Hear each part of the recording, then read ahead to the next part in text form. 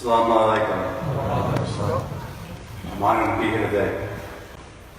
As we mourn the mass murder we witnessed in Christchurch, New Zealand last week, and as we seek to understand it, we need to remember that the terrorists who gunned down those 50 innocent Muslims didn't just manifest or spring from a void.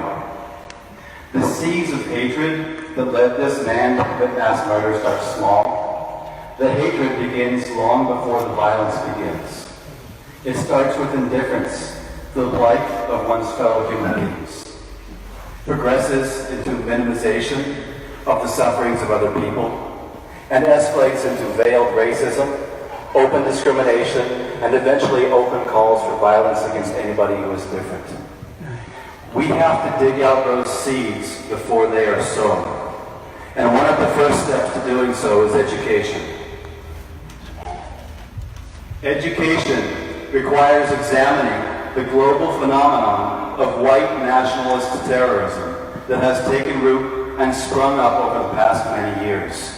We need to understand that there is a sophisticated ideological framework of bigotry which produces these terrorists. These acts of hatred are not isolated incidents. Indeed, we see this spirit of supremacy, ultranationalism, and xenophobia rising at a shocking pace everywhere we look, from America to Poland, Hungary to Ukraine, and Brazil to India. We must stand vigilant.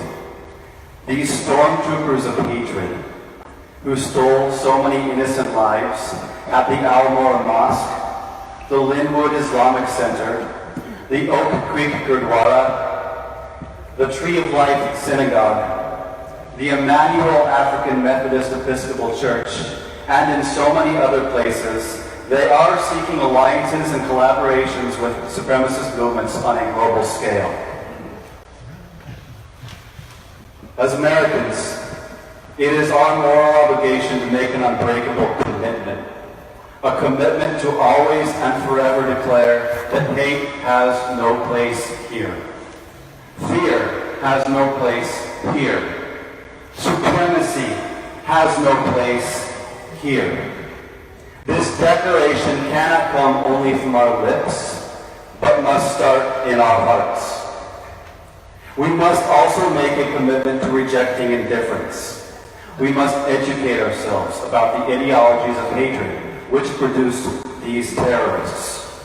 And we must expose and denounce these ideologies to stop people from putting words of hatred into action, the way that terrorists did in Christchurch, New Zealand. Above all, we must stand firmly in solidarity, unity, and love with all people who want a peaceful society where freedom, equality, and justice are the only things which reign supreme. We may see the dawning of that day when we begin to look at ourselves and at each other beyond labels of religion, of race, of political affiliation, and see everyone as human, all as precious in the sight of our Creator, and all as equally loved by God, none more and none less. Thank you. Thank you very much, Peter. Thank you.